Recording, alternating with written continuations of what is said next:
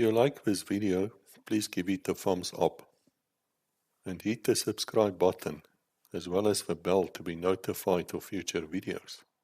Thank you. Morning, morning. Hello. Can I come in? I see the doors open. I've got the cookies. Who's going to pour the tea? Okay, let's have cookies and tea, and then we can chat further. I promise you I'll be back. So let's sit down. Let's start chatting. We end our previous conversation on very, very high notes when I received the news that I was pregnant, which was a sort of a police family business, the way the men in the office went about it. But before I go further with that, I just have to take you back years ago, not that many years ago, but a couple of years ago. A wonderful fairy tale story started, which ended not long ago, about 5 years ago, so about 40 or more years in between is the beginning and the end of the fairy tale. When I got married, my flower girl was dressed in a bride's dress, exactly the same in mine. And the only thing that wasn't the same was that my train were much longer than what hers were, because you can't expect a 5-year-old daughter, a little girl, to walk around with such a long train. But otherwise, we could have been twins. And she looked so beautiful. I'll never forget that little face. And she didn't want to get out of the dress after the church ceremony. So she wore that dress for the whole night, right through the night. Anyway, and as it's happened many times, when you get married, you move into different circles. Not that you forget your old friends, but there is just not time to come around to all your old friends. So we drifted apart. Her mother and father both worked at the Boksburg police station. Her mother, Tina, was an administration officer, and her father, Bill, was a warrant officer. But as I say, we lost contact. Now, let me take you back let me first finish this wonderful fairy tale, and then we can go back to my pregnancy. About 5 years ago, a friend of us, a communion friend of us, phoned me, and he said to me, Bill passed away. And, although I haven't seen him for all those years, I just knew I have to attend that funeral. It was just something just rushed me that I've got to go to the funeral. And when we drink tea after the sermon, Tina pointed to a middle age, about 45, in there about woman, and she says to me, is that? I said, no, how was I know? I don't know. She said, that's Tanya. Now, Tanya was my little bride. I couldn't believe it. I couldn't think of so many years that went past. And I walked up to Tanya, and I said to her, Tanya, you don't remember. She says, no, I've never met you. I haven't got the slightest idea who you are. I said, yes, you have. I said, actually, you do know me, but you were just too small to remember. I said, think back when you were 5 years old and when you was a little bridesmaid at a wedding in Boksburg. And you know what? she started crying. She grabbed me and she cried on my shoulder. She said, "Can you believe it? On a day like today, here we meet up again after all these years." She said, "Every time that I've seen that little dress, I sat down and I wondered what happened to my Auntie Sarie." She said they've moved. In the meantime, she and her husband and kids moved to New Zealand. And when the day when she started packing before they moved to New Zealand, their mother still said to her, "Oh, Tanya, you know what? You can get rid of that little dress now." She said, "No, I'm not. I'm going to take it with me to New Zealand. I've just got a feeling that me and Auntie Sarah is going to meet up again." So we did. And now, if that's not one of the most beautiful fairy tale stories, then I don't know what fairy tales are. But anyway, back to my pregnancy. My colleagues in the detective offices were so excited. It was as if they became fathers or maybe grandfathers, because they were, most of them, or all of them, were much older than what I was at that time. And they followed my pregnancy. Every time that I went to the doctor, they wanted to know, "What's the doctor? What's the doctor?" You know, those days there wasn't the thing that you could know beforehand what the sex of your child is going to be. So everybody, they had a list, they made a list, and everybody guessed what it's going to be. Girl, boy, girl, boy. Anyway, and I went on with my work. At one stage, I thought to myself, you know, maybe I should stay in the office. But I haven't said anything to anybody. And then one day, a senior brigadier called me into his office,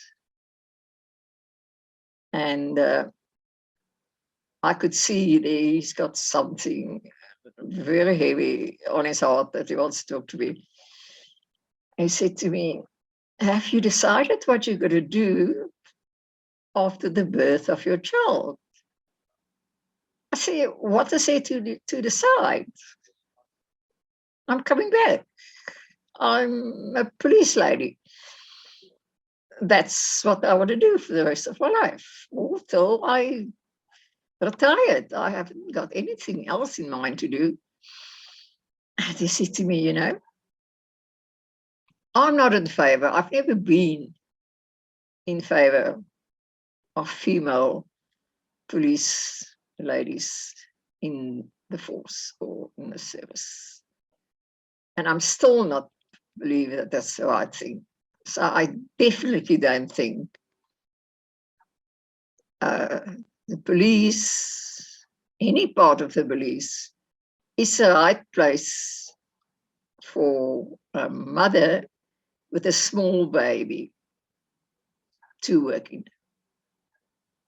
I said, "Well, I'm sorry, Brigadier, but that's not the way I see it. I'll be back when my maternity leave is over. I'll be back." And then he showed me something. I was so shocked, I didn't know what to say. He showed me a letter which my husband wrote to him, telling him that I won't be back after my maternity leave. I said, "Where did you get this from?" He said, "Your husband." I said, "Well, you know what? You might as well tear that up, because I am the one making the decisions whether to come back or not." Of course, at night when I got home, you can imagine what happened. And we had such a row that night. And as the end of my pregnancy leave came nearer and nearer, it went on. Every day or every now and then, we had a discussion. He says to me, have you resigned already? I said, no, I'm still on pregnancy leave and I've got no intention to resign. Then the day eventually came that it was time for me to go back to work, although it was very so hard and very difficult for me to do. I left my baby with a friend of mine for the day, and I still said, I will be back early.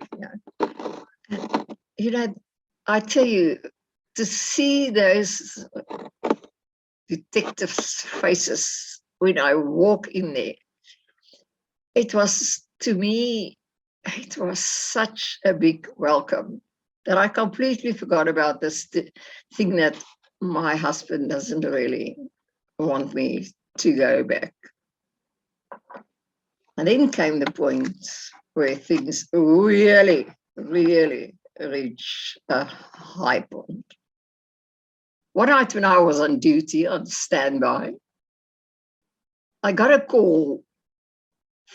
Somebody phoned in and said in Boksburg,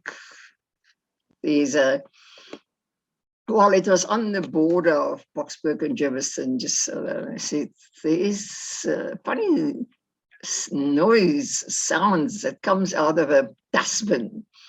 I said, it sounds like live kittens.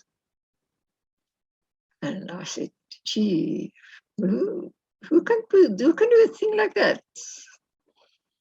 And I still said to the uniform guys, if possible, just leave it like that. Don't do anything. I'll be there just now. Don't disturb the crime scene. So I quickly drove out to the crime scene. And when we opened up the dustbin, we found a black bag. And we could see immediately, there's movement inside the bag. And when we opened that bag, it was a live newborn baby. I can't tell anybody what it did to me. It really, really upset me so much. There's my beautiful little daughter waiting for me at home. And look what these people does. Like newborn baby, and it's been thrown in a dustbin. And of course, I made the mistake to tell my husband about it. And that was just this ammunition that he needed. And every day he said to me, I think, yeah, blah, blah, blah. It's time for you to resign. And the thing is, the arguments got so heavy that it really at times turned physical. And when I got in, some mornings when I got in office, the man says to me, you've got a blue mark on your arms somewhere. I was like, I just bumped, I fell, or something like that. And one day they said to me, listen, don't think we believe you. We all know your husband. And they did, because he was a magistrate. He was first a prosecutor, that's how I met him. And then he became a magistrate, and they all know him. They knew what his temperament was. And then eventually I just couldn't bear all those fights and everything anymore. And the next day when I got into the office, I said to my commander, I would like just to go to the brigadier's office. And I walked in and he says to me, oh, I know why you're here. I said, no, you don't. I said, yes, I know, your husband phoned me. You're here to resign. I said, you know what? I haven't even told him that, but yes, you're right. As painful as it is, I'm here to resign. Just because I couldn't handle things at home anymore. Now, I must tell you, I was never in my life a housewife or a housewoman, what you want to call. I grew up on a farm. I worked very, very hard on the farm. There's not a thing that we didn't do on the farm, and there's not a thing that I couldn't do. I could have become a housewoman if I wanted to, but I just didn't want to. It's not for me. That was my sister. You know, she was a house hen, if you understand what I mean. Not me. I was the one with the action and want to be outside, want to keep myself busy with other things than household things. Washing dishes, making lunches, making supper, packing lunch boxes, washing, ironing, cleaning. Sorry. That's never been for me, and it's still not for me. I'm still not happy to do it. But anyway, I said, okay, I'll try, just to try. Because I saw in what direction my marriage was going. So, and I also said to the police, my police friends came and visit me regularly. They just drove by because where I lived wasn't far from the police station. So they just drove by and said, hi, how about a cup of tea? I said, fine. And we sat there, we chatted, say, how you all, how do you hold up? I said, I'm holding up, but I don't know for how long. And really, as time progresses, I just felt something has got to happen. I did needlework. I made dresses for me, for my friends, for my daughter, most beautiful little dresses. I did some knitwork. I did crochets. I worked tapestries, anything just to keep me busy, because I was really busy going off my head. Yes, it sounds hard, but that was true. And I reached a stage where it seems to me that, if something doesn't happen, then I'm ready to just pack my child in my car and just disappear. I said to me, I'll fill my car with petrol and I'll just keep on driving. So where the petrol is finished, and I'll get a place to stay there so that nobody knows where I am. Because what I haven't told you up to now is that my husband was an alcoholic, and a big one. I called him the brandy and Coke model. And the worst part of everything, when he was drunk on his brandy and Coke, he became a complete different person. You couldn't believe it's the same person.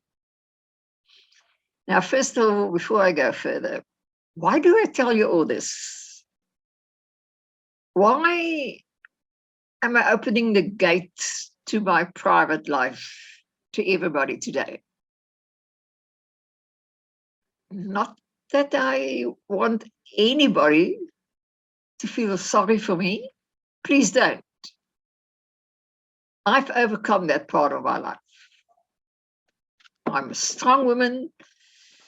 I did what I want to and how I want things. I traveled through the world with me and my daughter. And so it's not why I'm telling you. The reason I'm telling you all this is that police ladies are also just women. Just as tender as any other woman, police ladies under that uniform who, well, I don't know whether it was supposed to, but what to me, it gave me a feeling of I'm protected when I put my uniform on. Not only uniform, when I walked into my office as a detective, I had the feeling of, look, I'm a police lady, so, I'm protected against anything that life could throw my way, which isn't the truth. Life stripped us to.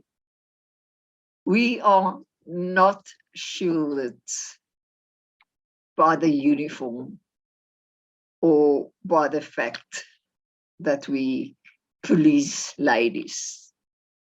So that's why I'm telling you that. That's why I'm opening up my life to you today. Because people think, police women are hard people. They've got no heart. You believe me, we have. And people can really hurt us too. But anyway, the months went on and my daughter started walking, got out of her nappies, and it was okay. She was at that stage that she just wanted to play. So at least I had something new to keep me busy. But still, it wasn't what I wanted to do. I want to do something that I could see the result. Not that I didn't see the result in my daughter. Believe me, well, I did. She became a fantastic woman. But anyway, the next couple of months, all in all, I was at home for 15 months, which to me, it felt like years. It was as if I was in a prisoner's cell, locked up. If I wanted to go out somewhere, I had to say to him, listen, today I'm going to go to the shop or I'm going to do that. And that just didn't suit me anymore. And then 15 months later, the longest 15 months in my whole life. And believe me, I've made a lot of job changes because it was my intention right after university to try and do as much jobs as I could so that I could eventually know what I wanted to do. But then the 15 months got broke.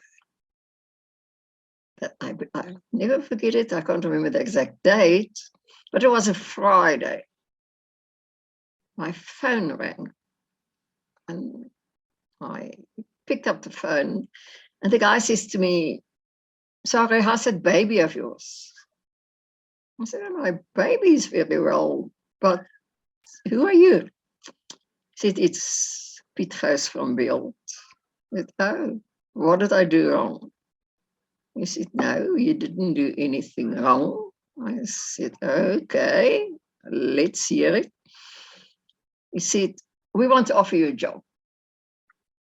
Those days, the newspaper had what we called regional offices to make sure that it was quicker to get to crime scenes and that we could build up more contact with the police and with the community. It was necessary, they felt, and I felt the same, for us to have our offices inside the area where we live. And I still said to him, but I don't know anything about journalism. I said, don't worry, we'll teach you. I said, and I can't go to work. My husband will kill me if and besides, I'm not prepared to drive to Johannesburg every day of my life. Johannesburg and back, and Johannesburg and back. No, he says to me, you don't understand it. We will give you an office in your house. Think of, and he explained to me what was about the job, what I have to do. what they will do from their part, offer me a salary. And he said, think about it. And then you can phone me Monday, Tuesday, whenever you've got the final answer. I said, no, I take it. He said, think about it. I said, I'll take it. He said, okay. Then first thing on Monday morning, we'll send furniture for your office and a computer and whatever you need. And, you know, they've paid my phone account. They gave me a company car. What more do I do?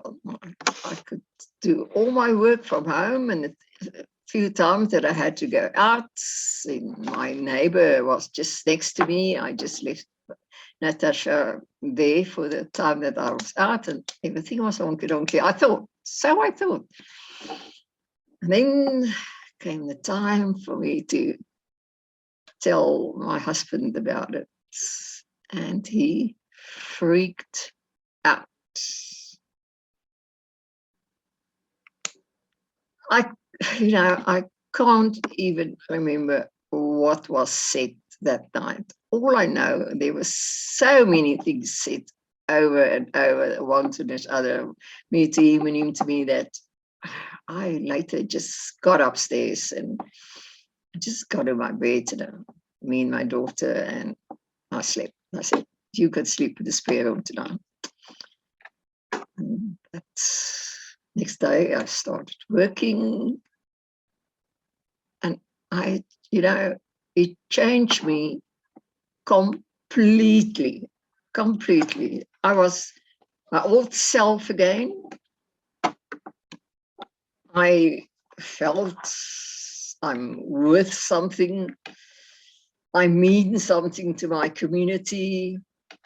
I can do something for my community, because when you're in the police, you are part of the community, and the community never forget that I was in the police. When I pitch up a crime scenes, they said, oh, now you see the things from the other side. And they were so helpful, really. But before I go any further, let me tell you what I took with me. The day when I walked out of my office in the detectives' offices in Germiston for the last time. Now, when I closed that door, I stood there for a while, and I thought to me, now, is it now really final? And then I realized, yes, it is. But the biggest thing that I've taken with me, and that I'm still depending on today, and that's one of the things that I'll never forget, that what the police learned me, is discipline and time. Now, I'm very time concerned. If I say to you, 10 o'clock, it's 10 o'clock. Don't be late. As part of my discipline, that's what I learned in the police force. You don't work on Africa time. You work on police time.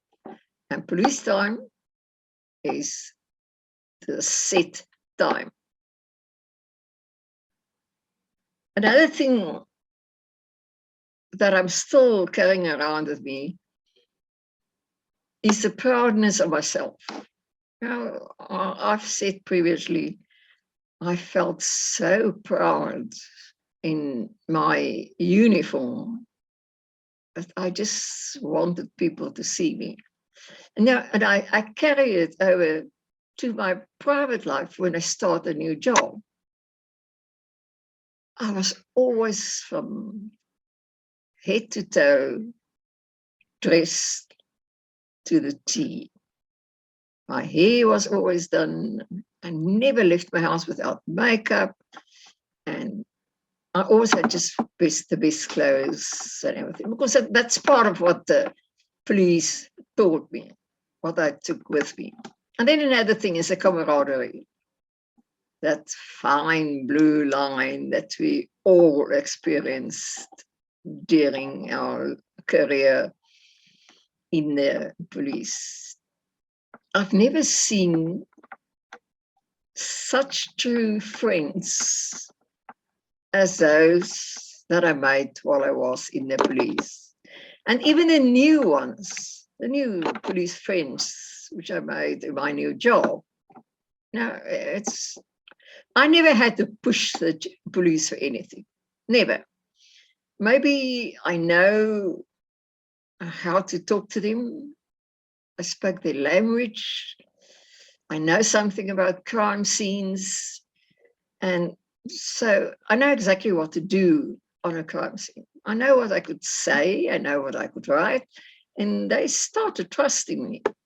Now, the whole thing of me and the police and little story tips started when I was still working at the police. Whenever there was a big story, which I pick up in the radio control rooms, or when I was at a uniform investigation department, or when I was in the charge office, or with the detectives, or wherever I worked, whenever there was something that I thought it's worthwhile that the community must know about this,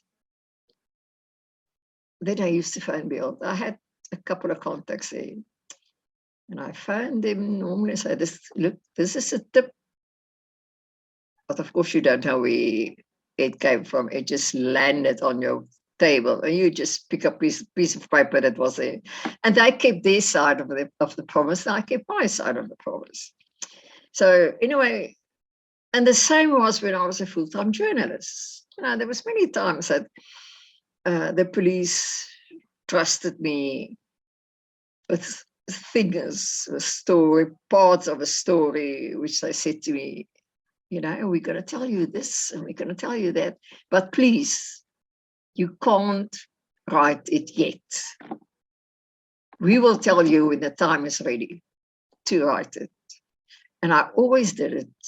And I always had the best stories first, as far as crime stories was concerned. Not only crime stories, it later reached a stage, and we will still, in another conversation, have a bit more to say about that. I traveled through the country for court cases. When a policeman, pick up a case in KwaZulu-Natal, they quickly told me, and I said to the boss, I've got this beautiful court case coming up in KwaZulu-Natal. Can I go? He said, yes, sure, it's your story, you picked it up, which I really appreciated. Once again, it showed to me your police friends are friends forever. They're true friends. They don't drop you. It's more than what I can say for the Justice Department. I'm sorry to say, but we will talk about it later in a later episode. When I went through a very, very difficult divorce. It lasted 3 years. At one stage, my husband kidnapped my daughter, but I just mentioned it. This is for a later conversation. And it was always the police who stood behind me and who helped me. Justice on the other side, they just said to me, but this is our friend. We work together. How can we take him to court? I said, but he committed a crime.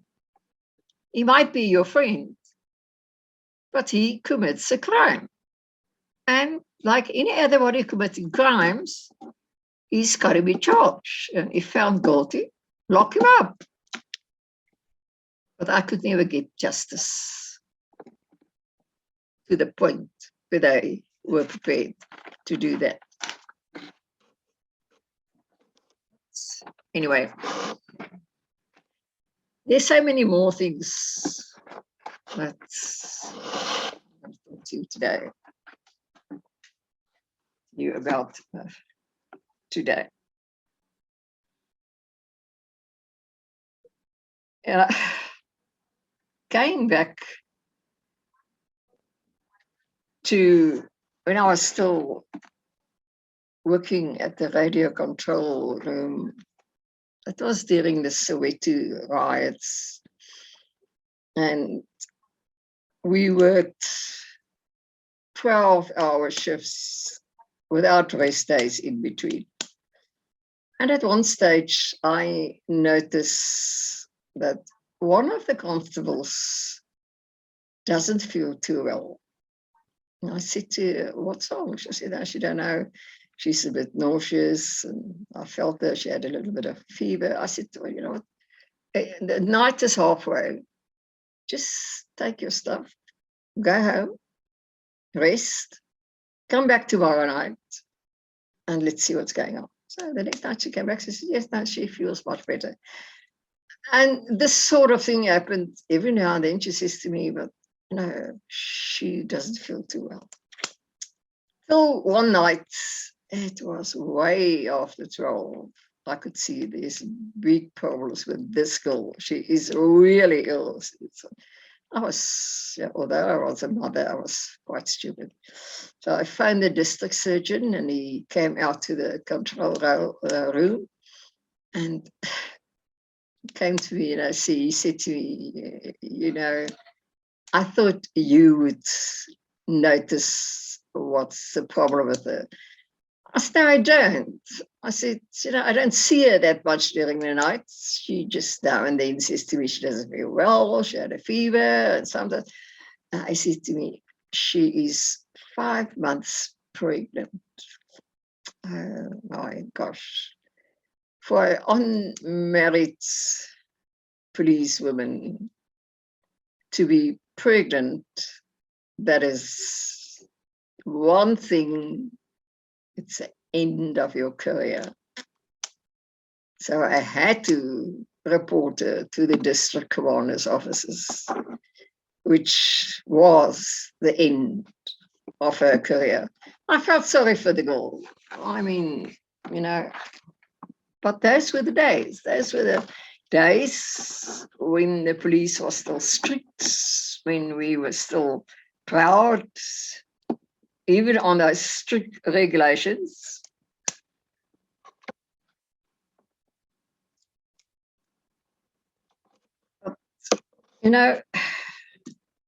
Things between me and my husband, even after I've started working for Build, really started to getting out of control.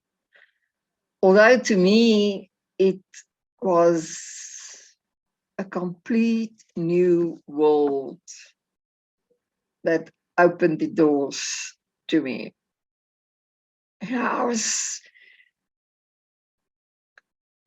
can I put it this way? I was in my element. That was really what I want to do. Not because of the blood and the crime and all that, but because I like working with people. I like to inform people what's going on around them. And that's exactly what a journalist is doing. That's exactly what I'm doing. Being on an outside office and being in the police previously, that, of course, that helped me a lot because I know all the police steps. I know what I can do.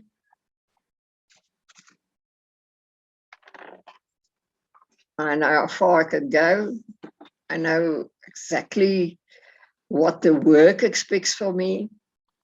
And, the best of all was those drives, mostly on a Friday afternoon with some of the police, maybe the detectives, or maybe the black van detectives, or maybe the Germiston uniform, or maybe the spring security, all of them. And then on a Friday night, Friday afternoon, we go out to a nice spot and we have a nice braai with a nice beer, and we chat for hours. My job and my connections with the police reached a stage where when they pick up a big story, and funny enough, most of the times, especially the murder and robbery squad, their big stories are always picked up early in the morning, and then I would just get a call, get your ass here and be quickly. There's something big going on. And then I knew, gee, they've got a big story for me. I really appreciate it so much because it just once again showed to me they trust me. Although I'm not in the police force, weren't in the police force anymore, it felt as I was still part of the police. Now, I'm sure by now, this is now our third conversation. So I think by now, you've all wondered now, why is she doing this? Why is this woman open up her life, open up her career, and chatting with us? We all feel like friends now. There's a reason behind my madness. Yes, it's madness, I know. But there's a reason behind my madness. In case you haven't put it together already, next year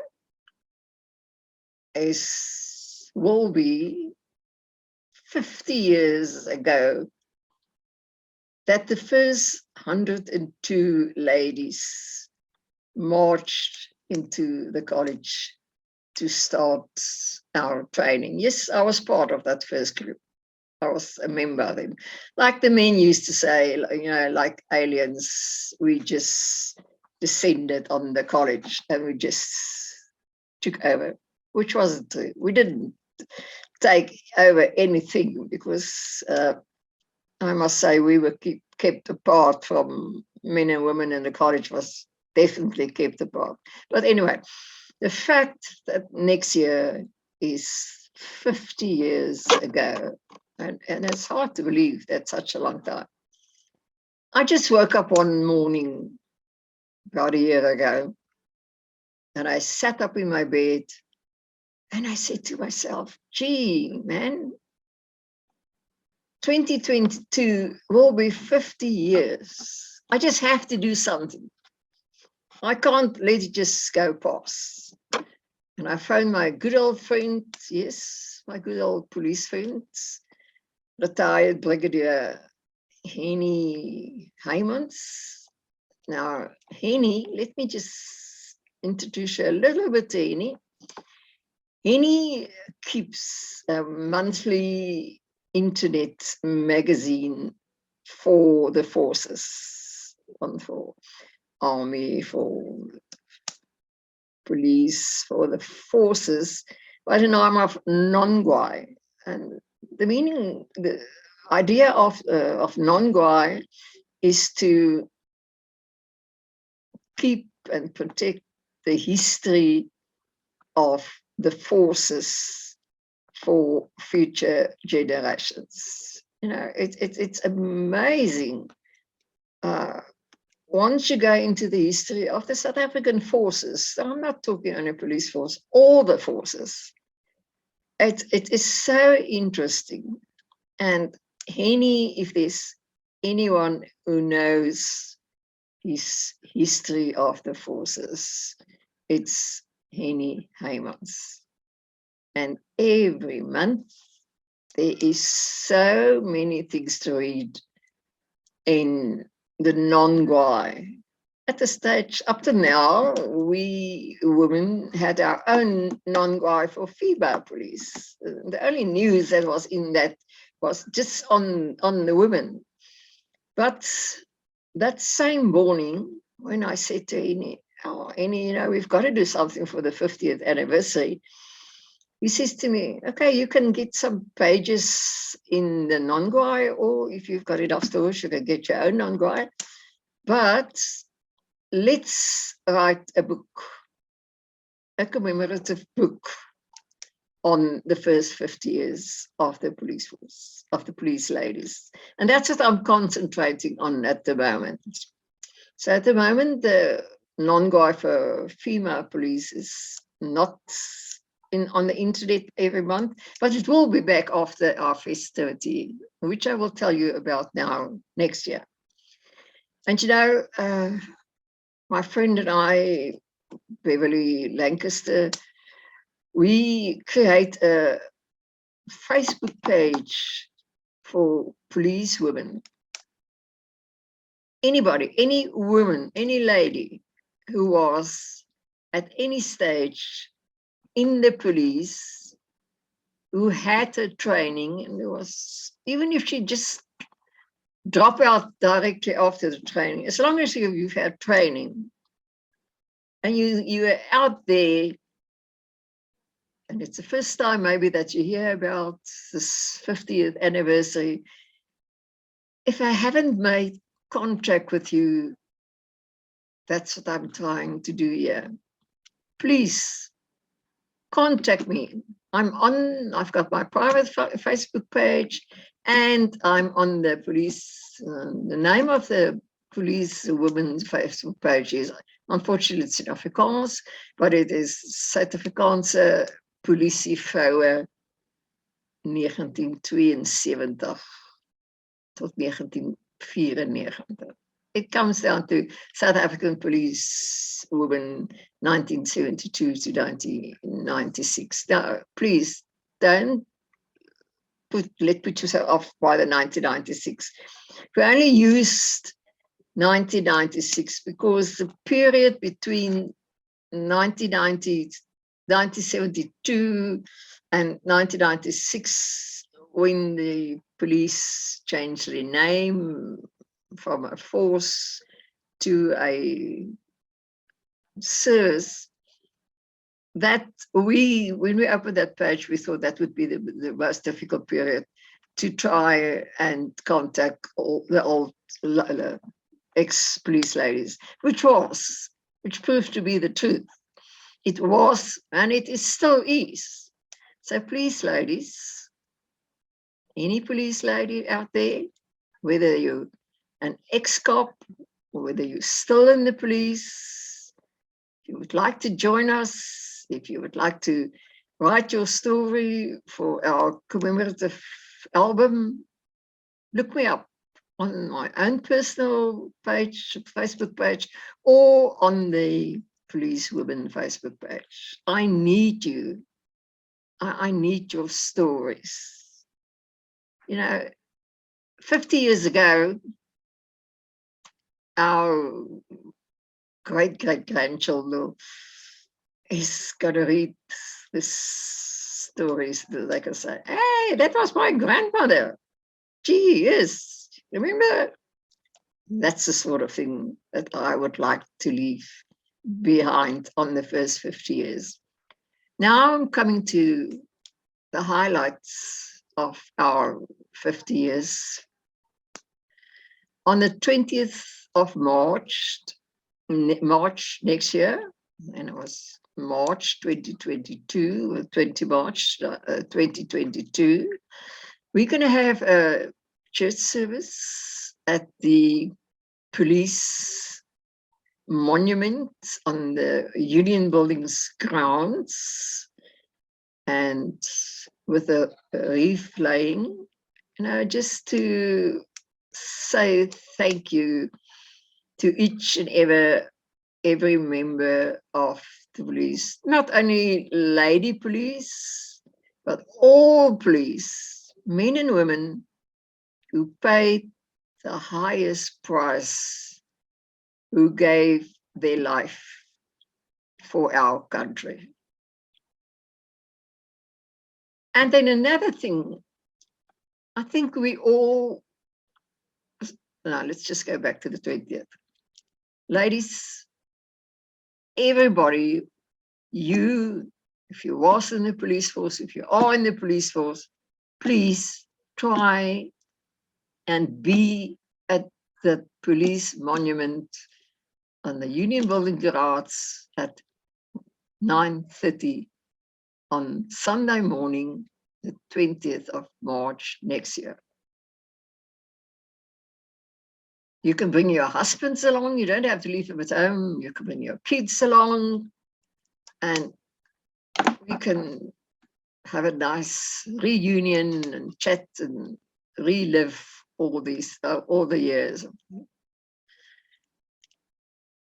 So contact me some other way. So you can find me on my Facebook. You can find me on the police's Facebook. And then there's another big reason why I'm doing all this. Now, we can't deny the fact that somehow, sometime, discipline and the proudness, and the proud to wear that uniform with so much pride, just flew out of the window. When exactly? I don't know. I've got my ideas, but I'm not sure. But we are all, I'm sure everybody has noticed that, especially on the female side, there's no pride in the uniform anymore. There's no pride to be a police officer anymore. I mean, there were 2 weeks ago, we had the court case about police sergeant, lady sergeant, who had 5 or 6 people killed for their insurance money. That's breaking morale. And what the police needs is a morale boost. And that's what I'm trying to give them with all this. So once again, thank you everybody for the beautiful time. We had a fantastic, nice chat time. The cookies are finished.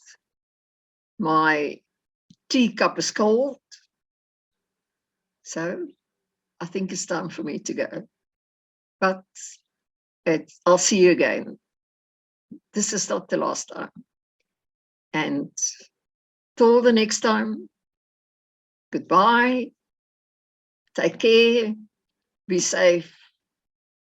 And may God protect you. Bye. I have to say that I'm really grateful that somebody now finally said that there's a human being behind the uniform.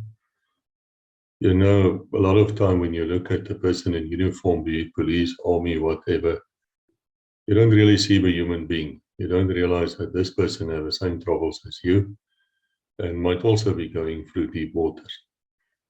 So Sarie, thank you for that. Thank you for telling us about your personal life as well. I think it reflects back to the police. I mean, you can't really take one away from the other. It's combined. It's one thing.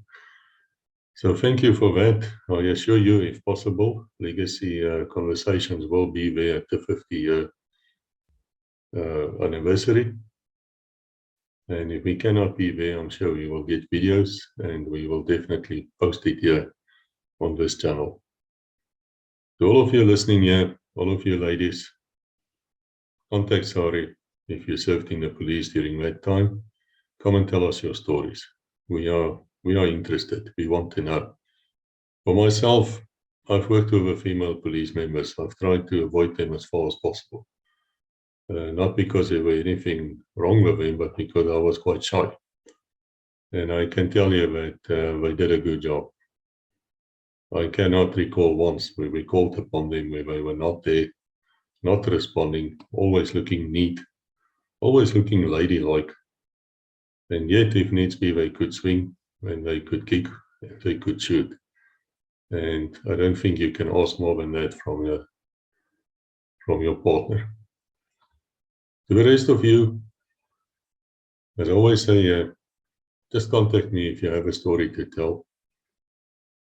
Everybody was important. And people are interested. There is a reason why this channel is running at 75,000 views a month. And all indications are that it will increase. That means people want to hear your story. So come and tell me. Here's the address. All you need to do is to write me an email. And even if it's 6 months down the line, we will definitely want to hear your story. Thank you, and God bless.